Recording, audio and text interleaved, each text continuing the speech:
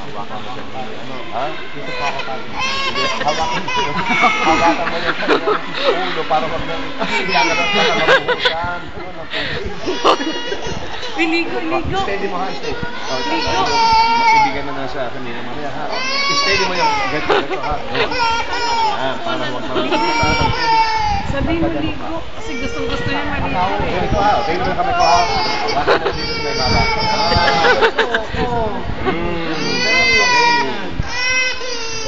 Mga ninong-nina, papatong ninyo yung kanang kamay sa inyong inaanak. Okay. Anong pangalan? Father Adrian. Kapangalan mo pa si Father Adrian. Binibigyan ka kita sa ngalan ng Ama, ng Anak, at ng Espiritu Santo. Amen. Ano sa mga panyo? Ninong, may atraso ka sa kanya. Kita mo, galit na galit sa'yo. Suhulan mo para humupa ang galit niya. Ginawa ko na po.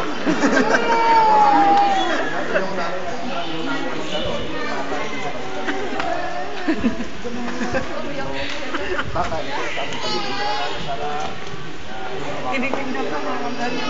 Parang gusto ko.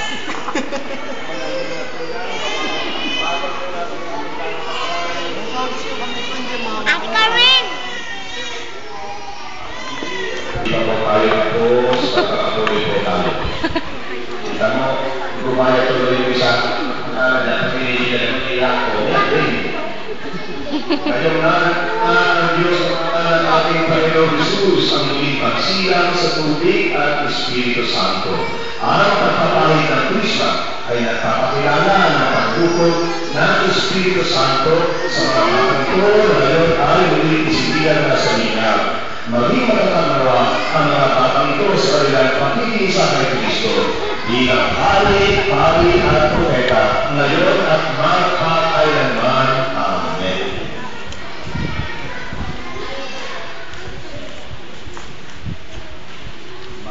Galing video. Ikaw sama ka.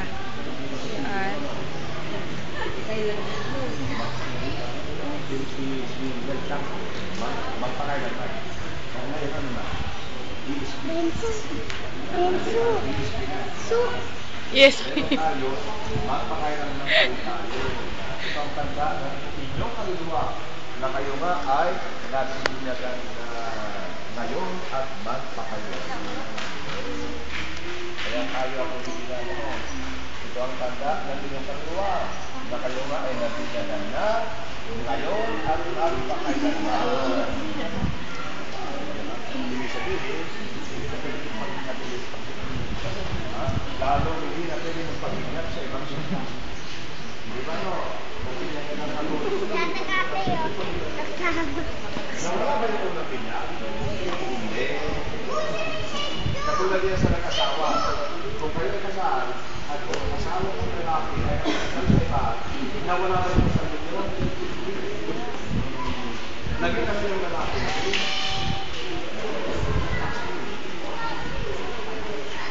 Yung katulong binyagan, pag nagsiya, siya ay naging. Okay, so po, isusot na natin ang ating mga sombrero. Kaya po natin. Nasa ang sombrero yan? Panyo, panyo.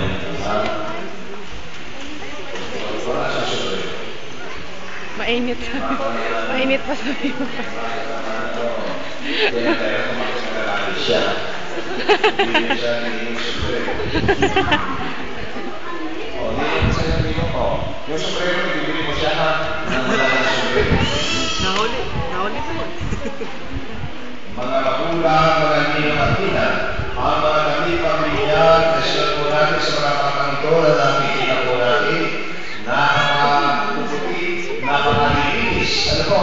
Yan ang tanda ng kanakilaan, na nakikang parangalan, na kanilang tinanggap ngayon bilang mga anak ng Diyos at kapatid ni Cristo. Kaya ihatag po natin na huwag kapatira ng mga tuwis na kasalanan ang kanilang parangalan hanggang sa makarating sila sa buhay na walang hanggan. At ayun po, sisilihan natin ang ating mga kabila. Silihan na ang kabila at ito sa ito, tatay ikaw ang silihan ng kabila. Tapos, sisilihan mo ang mga kabila naman ng kabila at kabila. Nasa kabila mo. Bakit yung tatay? Ako pa rin mo. Kasi pala siya.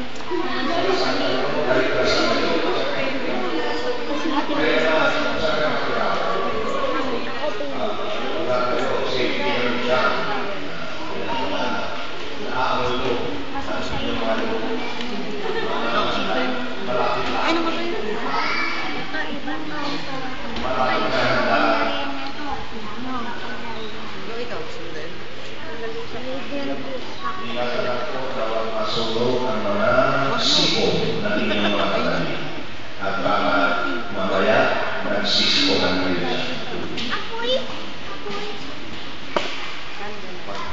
Hindi ka tayo mga electric pa natin, electric pa, hindi mga kami pagkakay. Mga makulang, mga pinang, ang mga ilaw po ito na iyong natapakanan ay tanda ng liwanag ng pananampalataya kay Kristo na tinanggap ng mga batang ito ngayon sa niya.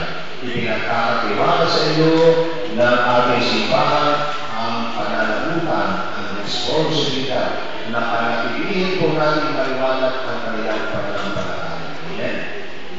So, huwag kayo ang kailan ng pagdilig ng kanilang pananampalataya sa Diyos. O may mga magulang sila kaya kung bakit tumilig at pananampalataya ng mga bata sa Diyos. So, kaya ang hawak nyo ay liwanag, hindi kaibigan. Amen.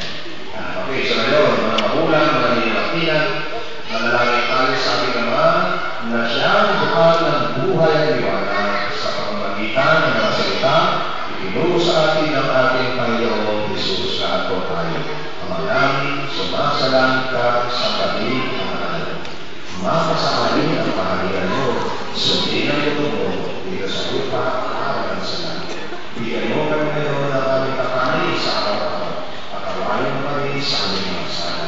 Para lang mapapatawad namin sa mga nagkasala sa amin. Tuwag mo kami panipulo sa puso, kati at siya mo kami sa lahat ng masama. Amen. At sa katampo ng ating mahal na ina, atin ang ipawin pagkatiwala ang mga parang ito na ngayon ay namin mga kapatid na rin ng ating Panginoon Jesus. Sama-sama kayo ng amin, Maria Maria, napupuno ng grasya, ang Panginoon Diyos ay sumasiyo. Bukod tayo pinagpala sa bahay na pinagpala naman ang nilanak na si Jesus. Santa Maria, Ina ng Diyos, ipanalangin mo kami mga makasalanan. Ngayon at kung kami mamamatay. Amen. Ama namin mapagmahal, amin ay pinagdiwang ang sakramento na nagbibigay ng iyong buhay at dangal. Habang panahon, kami ay liliwan sa iyo. Dahil sa lahat ng iyong bawat biyaya, aming napatin mo na kami bilang mga magulang, bilang at ina, ay manatiling tapat sa aming mga pinangako sa Kanya. Ininuduhog namin ito sa pamamagitan ni Kristo, kasama ng Espiritu Santo, na kasawalaan hanggang.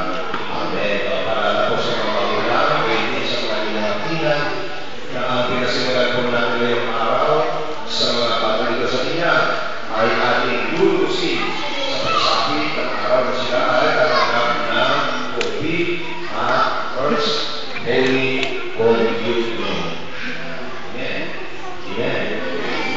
Ang hindi namin tatlong sakramento magkakasama na hindi pwede wala ng isa. Binyag, COVID, at First Holy Communion. Okay, so pagawin natin ang mga magulang na may handa ng mga ito. Okay, so ngayon ang Panginoon at pagpalain kayo ng makapangyarihang Diyos, Ama, at Anak, at ang Espiritu Santo. Amen. Maaga po natin patayin ang ating matandila at ngayon pasalubungan natin ng masigabong palakpakan ng mga taong nila. Mabuhay ang mga taong nila. Ayaw nga ninyo at nila, ang maluhin ninyo ay yung hinana, masakay ang mga kapitid, yung mayroon, yung wala, promiso inyo, pwede na. Promise, sorry na. Okay, sorry na muna.